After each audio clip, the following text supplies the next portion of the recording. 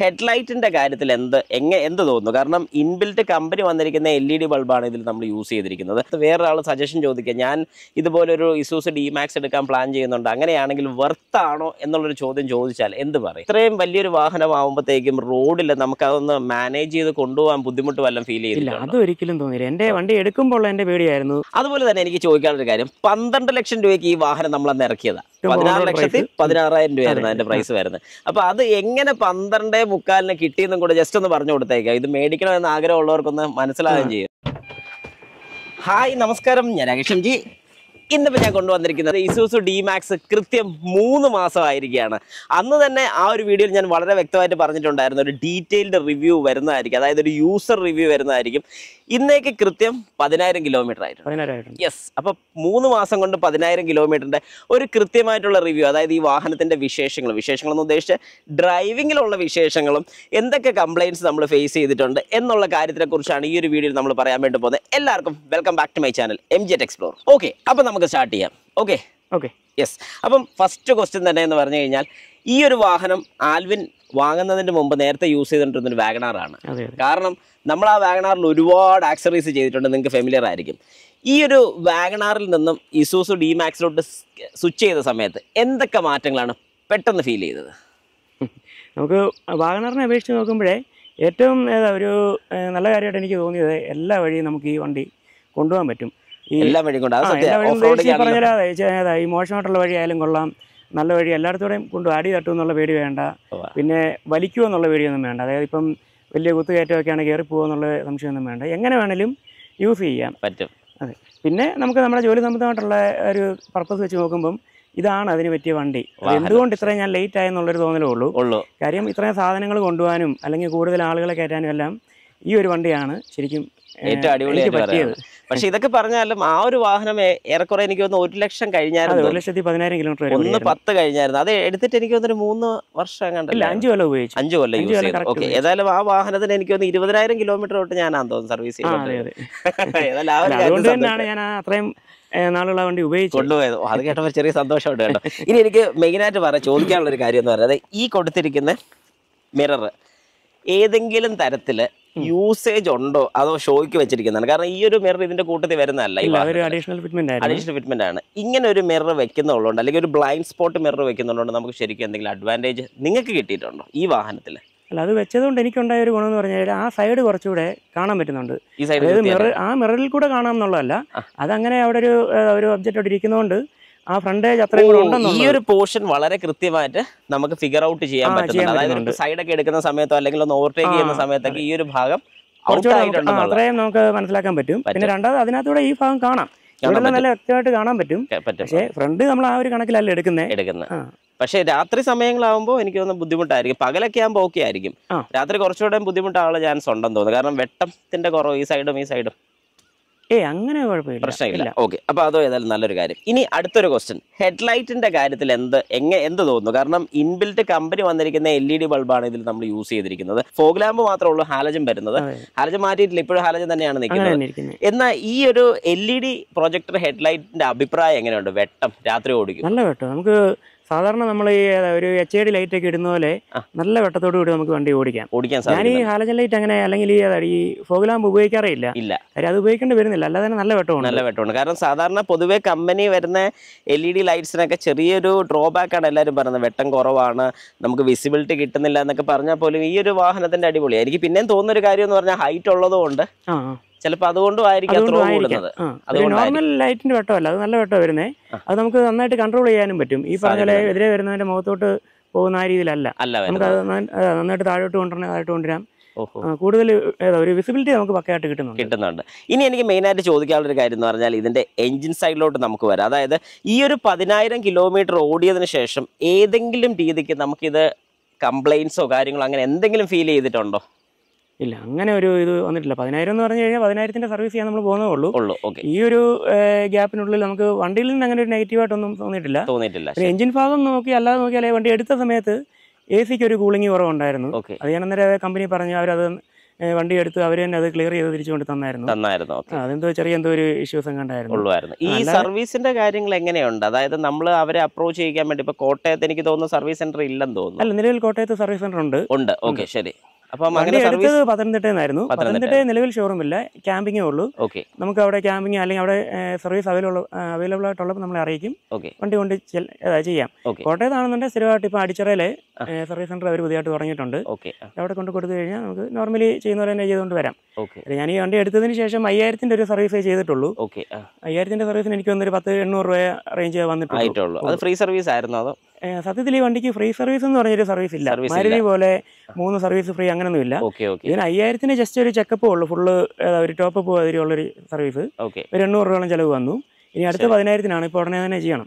10 എന്തൊക്കെയാന്ന് വല്ലൊരു ഐഡിയ ഉണ്ടോ? എന്തൊക്കെയാണ്? ഇല്ല, നോർമലി നമ്മൾ ചെയ്തിട്ടില്ലാത്തതുകൊണ്ട് അതിനെക്കുറിച്ച് ഒരു ഐഡിയ ഇല്ല. ഞാൻ എമൗണ്ട് ഇങ്ങനെ ഒന്ന് നേരത്തെ ചോദിച്ചപ്പോഴേ ഒരു 6000-7000 ഇടയ്ക്ക് വരും. അപ്പൊ എനിക്ക് എഞ്ചിൻ ഓയിൽ ഉൾപ്പെടെ ഓയിൽ ചേഞ്ച് ഒന്നും വരാൻ സാധ്യത ഇല്ലെന്ന് തോന്നുന്നു. കാരണം ആ ഒരു റേഞ്ചിനകത്ത് ചിലപ്പോൾ നിൽക്കത്തില്ലെന്ന് തോന്നുന്നു. ഏതായാലും നമുക്ക് നോക്കാം. 10000 കഴിയുമ്പോഴത്തേക്കും നമുക്ക് അതിന്റെ ഒരു വീഡിയോ ഇട്ടേക്കാം, എന്തൊക്കെ കാര്യങ്ങൾ മാറിയെന്നുള്ളത്. അപ്പൊ ബാക്കിയുള്ളവർക്ക് മനസ്സിലാവില്ല ഇതുപോലൊരു വാഹനം എടുക്കുന്ന സമയത്ത്. അങ്ങനെ മെയിൻ്റെനൻസിന്റെ ഷെഡ്യൂൾ ഒന്ന് നോക്കുകയാണെന്നുണ്ടെങ്കിൽ എഞ്ചിൻ ഓയിലും ഓയിൽ ഫിൽറ്ററും 10000 കിലോമീറ്റർ നമുക്ക് റീപ്ലേസ് ചെയ്യണം. അത് കഴിഞ്ഞാൽ പിന്നെ 6 കാണുന്നത് ട്രാൻസ്മിഷൻ ഓയിൽ, അതായത് നമ്മുടെ ഗിയർ ഓയിൽ നമുക്ക് റീപ്ലേസ് ചെയ്യണം. ആ സമയത്ത് 10000 കിലോമീറ്റർ റീപ്ലേസ് ചെയ്യണം. ഡിഫറൻഷ്യൽ ഓയിൽ, അതായത് നമ്മുടെ ഹൗസിംഗ് വരുന്ന ഓയിൽ നമുക്ക് റീപ്ലേസ് ചെയ്യണം. ഇവിടെ ഹൗസിംഗ് ഓയിലും 10000 നമുക്ക് റീപ്ലേസ് ചെയ്യണം. വേറെ നിലവിൽ ഒന്നും തന്നെ 10,000 റീപ്ലേസ്മെന്റ് വരുന്നില്ല. ഈ ഒരു വാഹനം എടുക്കാനാണെങ്കിൽ വഴിയെടുത്ത് വേറൊരാൾ സജഷൻ ചോദിക്കുക, ഞാൻ ഇതുപോലൊരു ഇസൂസ് ഡിമാക്സ് എടുക്കാൻ പ്ലാൻ ചെയ്യുന്നുണ്ട്, അങ്ങനെയാണെങ്കിൽ വർത്താണോ എന്നുള്ളൊരു ചോദ്യം ചോദിച്ചാൽ എന്ത് പറയും? 100% വർത്ത് തന്നെയാണ്. വർത്താണ്. അതെ, പ്രത്യേകിച്ച് ഞാൻ പറയുന്നത് ഒരു സാധാരണ വ്യക്തിയെ സംബന്ധിച്ച് എങ്ങനെയാണെന്ന് ഞാൻ പറയുന്നില്ല. എന്തെങ്കിലും ഒരു ബിസിനസ് കാര്യങ്ങൾ നമ്മൾ റൺ ചെയ്യുന്നുണ്ടെങ്കിൽ ഇതുപോലൊരു വണ്ടി ആയിരിക്കും അവർക്ക് ഏറ്റവും ബെസ്റ്റ്. പിന്നെ രണ്ടാമത് വണ്ടി എടുക്കുമ്പം ഒരു നെഗറ്റീവായിട്ട് പറയാനുള്ളത്, നമ്മുടെ വഴിയും കാര്യങ്ങളോട് നോക്കിയിട്ട് വേണം എടുക്കാൻ. അതായത് വണ്ടി തിരിയാനുള്ള വീതി ഉണ്ടോ, അല്ലെങ്കിൽ നമ്മുടെ മുറ്റത്തോട് വണ്ടി ഇടാനുള്ള സ്പേസ് ഉണ്ടോ എന്നുള്ളത് ശരിയാണ്. കാരണം ഇത്രയും വലിയൊരു വാഹനം ആകുമ്പോഴത്തേക്കും ആ ഒരു കാര്യം പ്രത്യേകിച്ച് ശ്രദ്ധിക്കേണ്ട ഒരു കാര്യമാണ്. പിന്നെ ഈ പറഞ്ഞ പോലെ നമ്മുടെ ബിസിനസിന്റെ ഒരു രീതി, കാരണം ഇപ്പം ബൈ ഒരു കോൺട്രാക്ടറാണ്. അപ്പം അങ്ങനെ വരുന്ന സമയത്ത് എനിക്ക് തോന്നുന്ന വാഗണർ ഉണ്ടായിരുന്ന കാലഘട്ടം തൊട്ട് സീറ്റ് എല്ലാം കൂടെ മടക്കി അതിനകത്ത് ഫുള്ള് സാധനമായിരുന്നു. അപ്പൊ ആ ഒരു രീതി വെച്ച് നോക്കുമ്പോൾ ഈ ഒരു വാഹനത്തിൽ ഇഷ്ടം പോലെ ഇടയാ. വെള്ളം കയറ്റിക്കൊണ്ട് പോകാം. ബാക്കിലോട്ട് ഇഷ്ടം പോലെ സാധനങ്ങൾ. അതെ, 1 ടൺ വരെ ലോഡിംഗ് കപ്പാസിറ്റി ഉണ്ട്. 1.5 ടൺ വരെ സാധനങ്ങൾ കയറ്റുന്നവരുണ്ട്. നമ്മളെ സംബന്ധിച്ച് അങ്ങനെ ഇല്ലെങ്കിലും നമ്മുടെ സാധനങ്ങളെല്ലാം ഇച്ചിരി വലിയ സാധനങ്ങൾ, അതായത് സ്കഫോൾഡിംഗ് എന്നൊക്കെ പറയുമ്പോൾ വണ്ടിയേക്കാൾ കവർ ചെയ്ത് നിൽക്കുന്ന സാധനങ്ങളൊക്കെയാണ്. ഇപ്പോഴും അതെല്ലാം നന്നായിട്ട് നമുക്ക് കൈകാര്യം ചെയ്തുകൊണ്ട് പോകാൻ പറ്റുന്നുണ്ട്. അത് നല്ലൊരു കാര്യമാണ്. അതുപോലെ തന്നെ എനിക്ക് ചോദിക്കാനുള്ള ഒരു കാര്യം എന്ന് പറഞ്ഞാൽ, നമുക്ക് ശരിക്കും ഇത്രയും വലിയൊരു വാഹനം ആകുമ്പോഴത്തേക്കും റോഡിൽ നമുക്ക് അതൊന്ന് മാനേജ് ചെയ്ത് കൊണ്ടുപോകാൻ ബുദ്ധിമുട്ട് വല്ലതും ഫീൽ ചെയ്തില്ല? അതൊരിക്കലും തോന്നിയില്ല. എൻ്റെ വണ്ടി എടുക്കുമ്പോൾ എൻ്റെ പേടിയായിരുന്നു, ഒരു സിഗ്നലിലൊക്കെ അല്ലെങ്കിൽ ട്രാഫിക്കിലൊക്കെ ചെന്ന് കഴിയുമ്പം നമുക്കിത് വണ്ടിക്ക് വലിപ്പം കൂടുതലായതുകൊണ്ട് മറ്റു വണ്ടികൾ കൊണ്ടുപോകുന്നതല്ല, പെട്ടെന്ന് കൊണ്ടുപോകാൻ പറ്റുമോ, അല്ലെങ്കിൽ അവിടം തട്ടുമോ ഇവിടം തട്ടുമോ എന്നൊക്കെ. പക്ഷേ ഇത് അതുപോലല്ല. ഇത് വണ്ടി നമ്മൾ റോഡിൽ അത് ഏറ്റവും കംഫർട്ടബിൾ ആണ്. അതെ. അത് എന്തുകൊണ്ടാണെന്ന് ചോദിച്ചു കഴിഞ്ഞാൽ ഇതൊരു വലിയ വണ്ടി ആയതുകൊണ്ട് ഞാൻ വേറൊരു രീതിയിൽ പറയാം. അതായത് നമ്മുടെ ഒരു KSRTC ബസ്സൊക്കെ വരുമ്പം മറ്റു വണ്ടികൾ മാറുന്ന പോലെ ഇത് വരുമ്പം കാരണം അതിനകത്ത് കൂടെ ഞാൻ പറഞ്ഞുതരാം. ഞാൻ ഈ വാഹനം ഏതായാലും കുറെ ദൂരം ഓടിച്ചിട്ടുണ്ട്. അപ്പൊ അങ്ങനെയൊക്കെ ഓടിക്കുന്ന സമയത്ത് എനിക്ക് ഫീൽ ചെയ്തിട്ടുള്ളൊരു കാര്യം എന്ന് പറഞ്ഞാൽ, നമുക്ക് നല്ലൊരു റോഡ് പ്രസൻസ് കിട്ടും. കാരണം നമ്മളൊരു കുതിരപ്പുറത്തിരിക്കുന്ന ഒരു ഫീലാ. അത്രയും പൊക്കത്ത് നിന്ന് നമുക്ക് ബാക്കിയുള്ള എല്ലാവരും കൊച്ചാൾക്കാർ പോകുന്ന ഒരു ഫീലും കൂടെ നമുക്ക് കിട്ടും. അപ്പൊ അതുകൊണ്ടുള്ള ഗുണം എന്താണെന്ന് ചോദിച്ചു കഴിഞ്ഞാൽ, നമുക്ക് ശരിക്കും റോഡ് കണ്ട് വാഹനം ഓടിക്കാനും സാധിക്കും. ഒരു ബുദ്ധിമുട്ടും എനിക്ക് തോന്നിയില്ല. കാരണം പവർ സ്റ്റിയറിംഗും പവർ ബ്രേക്കും കാര്യങ്ങളൊക്കെ ഉള്ളതുകൊണ്ട് നല്ല സുഖമായിട്ട് കൊണ്ടുപോകാം. പിന്നെ ഒറ്റ കാര്യത്തിൽ എനിക്ക് ഇതിലൊരു പ്രശ്നമുള്ളൂ, 80 ലോക്ക്ഡ് ആണ്. അതായത് 80 കിലോമീറ്റർ ലോക്ക് ആന്നുള്ള ഒരു ചെറിയൊരു നെഗറ്റീവ്. അതല്ലാതെ എനിക്ക് വേറെ ഒരു നെഗറ്റീവ് ഈ ഒരു അതിനകത്തൊരു കാര്യം എന്ന് പറഞ്ഞാൽ, ഈ 10000 കിലോമീറ്ററിനിടയ്ക്ക് ഞാൻ ഒരിക്കൽ പോലും ഒരു 70 മേളിലോട്ട് വണ്ടി ഓടിച്ചിട്ടില്ല. ഓ, അടിപൊളി. നമ്മുടെ വാഗണർ ഉണ്ടായിരുന്നപ്പോഴും നമ്മൾ റിവ്യൂ ചെയ്തപ്പോൾ പറഞ്ഞിട്ടുണ്ടായിരുന്നു, ഞാൻ പൊതുവെ പതുക്കെയാണ് ഓടിക്കുന്നത്. എനിക്ക് 70 മേളിലോട്ട് 70 ഞാൻ ചുമ്മാ ഒന്ന് ഓടിച്ചു നോക്കിയതാ. അത്രയും സ്പീഡിന്റെ ആവശ്യം വന്നിട്ടില്ല. അതെ, എന്നെ സംബന്ധിച്ച് ഈ 80 എന്നുള്ള എനിക്കൊരു വിഷയമല്ല. പക്ഷെ എന്നാലും എനിക്ക് ഇതിനകത്ത് ചോദിക്കേണ്ട ഒരു കാര്യം എന്ന് പറഞ്ഞാൽ, ഈ ഒരു വാഹനം എടുക്കുന്ന ആരും തന്നെ ചോദിക്കാത്തൊരു കാര്യമായിരിക്കും, വാഹനത്തിന്റെ മൈലേജ് എത്ര കിട്ടുമെന്നുള്ളത്. അത് ചോദിക്കാൻ പാടില്ല, എന്നാലും ഞാൻ ചോദിക്കുകയാണ്, വാഹനത്തിന് എന്ത് മൈലേജ് കിട്ടുന്നുണ്ട്? കമ്പനി നമ്മൾ വാഹനം എടുത്തപ്പം കമ്പനി നമ്മളോട് പറഞ്ഞത് 14.7 ആയിരുന്നു. നിലവിൽ എനിക്ക് 14.4 വരെ മൈലേജ് കിട്ടുന്നുണ്ട്. 14.4 വരെ കിട്ടുന്നുണ്ട്. അതെ, അത് വണ്ടിയുടെ മീറ്ററെ കാണിക്കുന്നുണ്ട്, മീൻസ് ക്ലസ്റ്റർ മീറ്ററെ കാണിക്കുന്നുണ്ട്. ഞാൻ അല്ലാതെ ഒരു ആദ്യത്തെ ഒരു 5000 കിലോമീറ്റർ വരെ ഡീസൽ അടിച്ച് ചെക്ക് ചെയ്യുമ്പോഴേ നമ്മൾ ടോപ്പ് ഫുള്ള് ചെയ്യുന്നു. പിന്നെ അത് ബാലൻസ് വരുന്നത് നമ്മൾ പിന്നെ വീണ്ടും അടിച്ച് ചെക്ക് ചെയ്യുന്ന സമയത്ത് നമുക്ക് 15 മേളിലൊക്കെ കിട്ടുന്നതായിട്ട് 15 മേളിൽ കിട്ടുന്നുണ്ട്. ഒരു നഷ്ടവും ഇല്ല അങ്ങനെയാണെന്നുണ്ടെങ്കിൽ. കാരണം ഇത്രയും വലിയൊരു വാഹനത്തിന് 15 എന്ന് പറയുന്ന മൈലേജ് ചെറുതൊന്നുമല്ല. അതുപോലെ തന്നെ എനിക്ക് ചോദിക്കാനുള്ള കാര്യം, 12 ലക്ഷം രൂപയ്ക്ക് ഈ വാഹനം നമ്മളന്ന് ഇറക്കിയതാ അല്ലേ? 12 12.25. 12.25. ഓക്കെ, 12.25 ഇറക്കിയ പലർക്കും ഇത്രയും വലിയൊരു വാഹനം കാണുമ്പോൾ ഏകദേശം ഒരു 35-40 ലക്ഷം രൂപയുടെ മുതലാണെന്ന് തോന്നും. പക്ഷേ ഈ വാഹനം ശരിക്കും 16 ലക്ഷം രൂപയുള്ളൂ. 16,16,000 ആയിരുന്നു 16,16,000 രൂപയായിരുന്നു അതിന്റെ പ്രൈസ് വരുന്നത്. അപ്പൊ അത് എങ്ങനെ 12.25 കിട്ടിയെന്നും കൂടെ ജസ്റ്റ് ഒന്ന് പറഞ്ഞു കൊടുത്തേക്കാം. ഇത് മേടിക്കണമെന്ന് ആഗ്രഹമുള്ളവർക്കൊന്ന് മനസ്സിലാകുകയും ചെയ്യുമല്ലോ. ഞാൻ ആദ്യമേ പറഞ്ഞായിരുന്നല്ലോ, നമ്മൾ ഈ വണ്ടി ഏറ്റവും കൂടുതൽ ഞാൻ സജസ്റ്റ് ചെയ്യുന്ന എന്തെങ്കിലും ഒരു ബിസിനസ് റൺ ചെയ്യുന്നവർക്ക് വേണ്ടിയിട്ടായിരിക്കും. അങ്ങനെയുള്ളപ്പം നമുക്ക് GST അക്കൗണ്ട് ഉണ്ടല്ലോ, നമ്മുടെ GST എടുക്കുമ്പോൾ ഇതിന്റെ ആ 28% നമുക്ക് ക്യാഷ് തിരിച്ചു വരുന്നുണ്ട്. അതായത് 16,16,000 രൂപയുടെ വണ്ടി നമ്മൾ എടുത്തു വന്നപ്പോൾ നമുക്ക് 12.25 ലക്ഷം രൂപയ്ക്കാണ് കിട്ടിയത്. ബാക്കി 28 നമുക്ക് തിരിച്ച് റിട്ടേൺ കിട്ടുന്നുണ്ട്. ഓക്കെ, അപ്പൊ അതൊരു ബെനിഫിറ്റ് തന്നെയാണ്. കാരണം ആ ഏറെക്കുറെ ഇപ്പം 12.25 കിട്ടുക എന്ന് പറഞ്ഞാൽ ചെറിയൊരു എമൗണ്ട് അല്ല. എന്നാലും ഈ ഒരു വാഹനം വെച്ച് നോക്കുകയാണെങ്കിൽ അതൊരു ചെറിയ എമൗണ്ടാണ്. കാരണം എനിക്ക് തോന്നുന്നു ബൈ തന്നെയാണല്ലോ ഒരുപാട് പൈസ വലിയ വാഹനത്തിനൊക്കെ ഈ സാധനം അങ്ങോട്ടും ഇങ്ങോട്ടും കൊണ്ടുപോകാൻ വേണ്ടി തന്നെ മുടക്കിയിട്ടില്ലേ? കാരണം ഞാൻ അന്ന് വാഗണർ ഉണ്ടായിരുന്ന സമയത്ത് തൊട്ട് തന്നെ എന്നോട് പറയുന്ന ഒരു കേസാണ്, ഇതുപോലെ വണ്ടി പിടിച്ച് കൊണ്ടുപോകുകയാണെങ്കിൽ ഒരുപാട് നഷ്ടമാണ്. ആ ഒരു രീതി നോക്കുകയാണെങ്കിൽ ഈ വാഹനം എടുത്തു കഴിഞ്ഞാൽ 2 പർപ്പസും നടക്കും. പേഴ്സണൽ കാര്യങ്ങൾ ഇതിനകത്ത് ഓടിക്കാം, നമുക്ക് സാധനങ്ങൾ കൊണ്ടുപോകാൻ യൂസ് ചെയ്യാം, ആൾക്കാരെ കൊണ്ടുപോകാൻ യൂസ് ചെയ്യാം. 2 വണ്ടി വീട്ടിലെടുത്തിട്ട് അത് മെയിൻറ്റെയിൻ ചെയ്യേണ്ട കാര്യമില്ല. കാരണം ഇത് ശരിക്കും പറഞ്ഞാൽ ഒരു ഫാമിലി പർപ്പസ്. ക്യാബിൻ കംഫോർട്ട് എന്ന് പറഞ്ഞാൽ ചെറുതൊന്നുമല്ല, നല്ല സൗകര്യമായി യാത്ര ചെയ്യാനാണല്ലോ. കാരണം സീറ്റിംഗ് പൊസിഷൻ ആണെങ്കിലും AC-യുടെ കാര്യമാണെങ്കിലും എല്ലാം കൊണ്ടും എനിക്ക് ഭയങ്കര ഇഷ്ടപ്പെട്ടു. കാരണം എല്ലാം ഉണ്ട്. നമ്മളത് ആദ്യത്തെ വീഡിയോക്കകത്ത് കാണിച്ചിട്ടുണ്ടായിരുന്നു. നമുക്ക് ഇതിനകത്തൊരു കുറവായിട്ട് പറയാനായിട്ട് നമുക്ക് പ്രത്യേകിച്ച് ഒന്നുമില്ല, എല്ലാം കൂടുതലാണ്. ചാർജിങ് പോയിന്റ് ആയാലും കൊള്ളാം, അകത്തെ സ്റ്റോറേജ് സ്പേസ് നോർമൽ വണ്ടിയേക്കാൾ കൂടുതൽ സ്റ്റോറേജ് സ്പേസ് ഉണ്ട്. കപ്പ് ഹോൾഡർ വരുന്നുണ്ട്, ഒരു 4 കപ്പ് വെക്കാനുള്ള സ്പേസ് അകത്ത് 4-5 വരുന്നുണ്ട്. ഇൻഫർടൈൻമെന്റ് സിസ്റ്റം വരുന്നുണ്ട്. അതെ. അപ്പൊ ആ ഒരു കാര്യം എന്ന് പറഞ്ഞു കഴിഞ്ഞാൽ ആ ഒരു വീഡിയോ നിങ്ങൾ കണ്ടില്ലെങ്കിൽ ജസ്റ്റ് ഒന്ന് കണ്ടു നോക്കുക. ഇതിന്റെ എല്ലാ കാര്യങ്ങളും A to Z കാര്യങ്ങൾ ആ ഒരു വീഡിയോയിൽ പറയുന്നുണ്ട്. ഈ വീഡിയോയുടെ ഏറ്റവും അവസാനം ഞാൻ ഇട്ടേക്കാം, ജസ്റ്റ് ഒന്ന് കണ്ടുകൂടെ നോക്കുക ആ വീഡിയോ. ആ വീഡിയോക്കകത്ത് ഈ വാഹനം നമ്മൾ ഡെലിവറി ചെയ്യുന്നതിന്റെ മുമ്പ് എടുത്തൊരു വീഡിയോ ആണ്. ഡെലിവറി ചെയ്യുന്നതിന് എനിക്ക് ഒരു 5-10 ദിവസം മുമ്പ് കണ്ട് എടുത്തിട്ടൊരു വീഡിയോ ആണെന്ന് തോന്നുന്നു. ഒരാഴ്ച മുമ്പ് എടുത്തിട്ടൊരു വീഡിയോ ആണ്. ഏതായാലും ആ ഒരു വീഡിയോ തന്നെ നിങ്ങൾക്ക് വളരെ കൃത്യമായിട്ട് ഈ വാഹനത്തിന്റെ എല്ലാ വിശേഷങ്ങളും അറിയാൻ സാധിക്കുന്നതാണ്. അതുപോലെ എനിക്ക് വേറൊരു കാര്യം ചോദിക്കാനുള്ളത്, ഇതുപോലെയൊക്കെ നമ്മളിത് തുറന്നിട്ടിരിക്കുകയാണെങ്കിൽ എത്ര പേര് വരെ ഇവിടെ ഒരു സീറ്റിംഗ് കപ്പാസിറ്റി ഉണ്ട്? ഇവിടെ തന്നെ നമുക്കൊരു 3-4 പേർക്ക് ഇരിക്കാം, സുഖമായിട്ടിരിക്കാം. അതായത് ഇപ്പോൾ നമ്മളൊരു പുറത്തോട്ടൊക്കെ പോകുന്ന സമയത്ത് ഒരു ഓപ്പൺ ആയിട്ടുള്ള ചായക്കട ഉണ്ടല്ലോ, ഈ ബജിക്കട പോലുള്ളത്, അവിടെ പോയിട്ട് ചായ കുടിക്കാൻ നമുക്ക് ഇരിക്കണമെന്നുണ്ടെന്നുണ്ടെങ്കിൽ ഇത് തുറന്നിട്ട് നമുക്ക് ഇവിടെ തന്നെ കയറി ഇരിക്കാം. ലാവിഷായിട്ടിരുന്ന് ചായയൊക്കെ കുടിച്ച് ഇരിക്കാം. അങ്ങനെ വെയിറ്റ് ഒരു വിഷയമല്ല. പിന്നെ ഇവിടെ നമുക്ക് കപ്പൊക്കെ വെക്കാന്നുള്ള പരുവത്തിന് ഇതിങ്ങനെ ഇട്ടേക്കാം. ശരിയാ, ഒരു 3-4 കപ്പ് ഹോൾഡർ വരുന്നുണ്ട്. കപ്പ് ഹോൾഡർ മാത്രമല്ല, ബോട്ടിലൊക്കെ വെക്കാൻ പറ്റുന്നത്, ബിയർ ബോട്ടിലൊക്കെ വെച്ച് എവിടെയെങ്കിലൊക്കെ യാത്ര പോകുന്ന സമയത്ത് ഒന്ന് ചില്ല് ചെയ്യാൻ പറ്റുന്ന ഒരു ഫീൽ തന്നെ നമുക്ക് കിട്ടുന്നത്. പക്ഷെ ശരിക്കും പറഞ്ഞാൽ ഈ ഒരു കാര്യം നല്ലതാണ് കേട്ടോ. കാരണം നമ്മൾ അത്യാവശ്യം ഒരു ക്യാമ്പിങ്ങിനൊക്കെ പോവുകയാണെന്നുണ്ടെങ്കിൽ ഈ വാഹനമായിട്ട് പോയി കഴിഞ്ഞാൽ കുറേ സാധനങ്ങൾ കൊണ്ടുപോകാം. അതുപോലെ തന്നെ ഈ വാഹനത്തിനകത്തോട്ട് ഇരുന്ന് തന്നെ, അല്ലെങ്കിൽ ഇവിടെ അകത്തിരുന്ന് തന്നെ ഫുഡ് കഴിക്കാനോ ഇതുപോലെയൊക്കെ വർത്താനൊക്കെ പറഞ്ഞോ ഓപ്പൺ എയറിൽ ഇതുപോലെയൊക്കെ കാഴ്ചകളൊക്കെ കണ്ടൊക്കെ ഇരിക്കാൻ നല്ല രസമായിരിക്കും അല്ലേ? വൈഡ് ഫീലിങ്ങിനെ. പിന്നെ ആ ഒരു കാര്യങ്ങളൊക്കെ എനിക്ക് നന്നായിട്ട് ഇതിനകത്ത് ഫീൽ ചെയ്യുന്നുണ്ട്.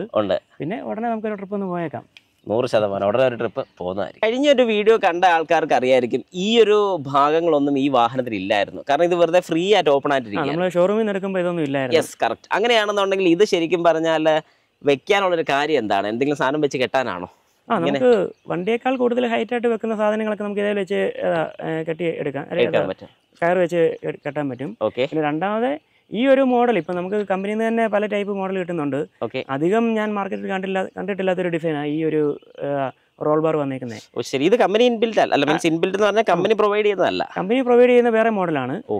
ഈ ഒരെണ്ണം വ്യത്യസ്തമായിട്ട് ഇരിക്കട്ടെ, അല്ലെങ്കിൽ നമ്മുടെ വണ്ടിയാണെന്നുള്ളൊരു യൂണിക്നെസ് കിട്ടണമല്ലോ എന്ന് വിചാരിച്ചാണ് ഈ ഒരു മോഡൽ യൂസ് ചെയ്തത്. അതിപ്പോൾ നമ്മൾ റോഡിൽ അന്വേഷിച്ചാൽ, അല്ലെങ്കിൽ നമ്മൾ റോഡിൽ കൂടെ പോകുന്ന വണ്ടി ശ്രദ്ധിച്ചാലേ ഈ ഒരു റോൾ ബാർ വളരെ റയറായിട്ടേ ഉള്ളൂ കിട്ടുന്നുള്ളൂ. എനിക്കൊന്ന് ഞാൻ എടുത്തതിന് ശേഷം തോന്നുന്നു പിന്നെ ഞാൻ ഇങ്ങനത്തെയൊക്കെ കാണാൻ തുടങ്ങുന്നത് തന്നെ. അത് നല്ലൊരു കാര്യം. അതുപോലെ തന്നെ എനിക്ക് ഇഷ്ടപ്പെട്ടൊരു കാര്യമാണ് ഇവിടെ റിവേഴ്സ് ക്യാമറ വരുന്നത്.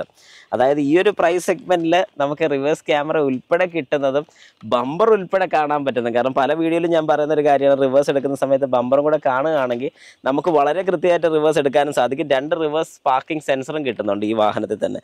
അപ്പോൾ ഒരുവിധം എല്ലാ ഫീച്ചേഴ്സും ആഡ് ഓൺ ചെയ്തൊരു വാഹനം എന്ന് തന്നെ നമുക്ക് നമുക്ക് പറയാൻ സാധിക്കും. ഏതായാലും 10,000 കിലോമീറ്റർ ഓടിച്ചിട്ട് ബായുടെ ഒരു അഭിപ്രായത്തിൽ വേറെ തെറ്റുകുറ്റങ്ങളൊന്നും പറയാനില്ല. ഒന്നും പറയാനില്ല. ഓക്കെ, ഏതായാലും നമ്മൾ ഇതുകൊണ്ട് ഈ ഒരു റിവ്യൂ നിർത്തുന്നില്ല. ഇനിയും മുമ്പോട്ടുള്ള കിലോമീറ്റേഴ്സിൽ എങ്ങനെയുണ്ട് ഈ വാഹനം എന്നുള്ളതും കൂടെ നമ്മൾ ഉറപ്പായിട്ടും പറയുന്നതായിരിക്കും. ഏതായാലും ഞാൻ പേഴ്സണലായിട്ട് യൂസ് ചെയ്തിട്ടും ബൈ പേഴ്സണലായിട്ട് യൂസ് ചെയ്തിട്ടും ഞങ്ങൾക്ക് ഏതായാലും ഒരു ട്രിപ്പ് പോകണമെന്നൊക്കെ ഒരുപാട് വലിയ ആഗ്രഹങ്ങൾ പറയുന്നുള്ള ഒരു വലിയൊരു ട്രിപ്പ് പോകാൻ സാധിച്ചിട്ടില്ല. അത് ഉടനെ നമുക്ക് പോകണം. അപ്പോൾ അതും ഞാൻ ഉറപ്പായിട്ട് നമ്മുടെ ചാനലിൽ ഒരു വീഡിയോ ഇടുന്നതായിരിക്കും. നിങ്ങൾക്ക് എന്തെങ്കിലും സംശയമോ കാര്യങ്ങളൊക്കെ ഉണ്ടെങ്കിൽ ജസ്റ്റ് താഴെ കൊടുത്തിരിക്കുന്ന കമന്റ് ബോക്സിൽ കമന്റ് കൂടി ഇടുക. അതുപോലെ തന്നെ ഈ വാഹനത്തിന്റെ ഫുൾ ഡീറ്റെയിൽ ആയിട്ടുള്ള ഒരു വീഡിയോ നമ്മൾ ചെയ്തിട്ടുണ്ട്, അതും കൂടി ജസ്റ്റ് ഒന്ന് കണ്ടു നോക്കുക. അപ്പോൾ എല്ലാവർക്കും എന്നെ നന്ദി, നമസ്കാരം. ഏതായാലും ഇത്ര നേരം നമ്മുടെ കൂട്ടത്തിൽ സഹായിച്ച് മിസ്റ്റർ ആൽവിന് നന്ദി ഞാൻ രേഖപ്പെടുത്തുകയാണ്. അതുപോലെ തന്നെ നിങ്ങൾക്ക് എന്തെങ്കിലും ഈ വീടുകളുടെ പെയിന്റിങ്ങോ കാര്യങ്ങളൊക്കെ ചെയ്യണമെന്നുണ്ടെങ്കിൽ പുള്ളിയെ വിളിക്കാൻ പറ്റുന്നതാണ്. പുള്ളിയുടെ നമ്പർ ഞാൻ താഴെ ഡിസ്ക്രിപ്ഷനിൽ കൊടുത്തേക്കാം. എല്ലാ വർക്കുകളും അല്ലേ, അതായത് പെയിന്റിംഗ് സെക്ഷൻ മാത്രമല്ല ഏറ്റവും കൂടുതൽ നമ്മൾ ചെയ്യുന്നത്. വാട്ടർ പ്രൂഫിംഗ് അതുപോലുള്ള വർക്ക്, അതുപോലത്തെ എന്ത് വർക്ക് ഉണ്ടെങ്കിലും നിങ്ങൾക്ക് ധൈര്യമായിട്ട് അദ്ദേഹത്തിനെ കോൺടാക്ട് ചെയ്യാൻ സാധിക്കുന്നതാണ്. അപ്പോൾ എല്ലാവർക്കും നന്ദി, നമസ്കാരം.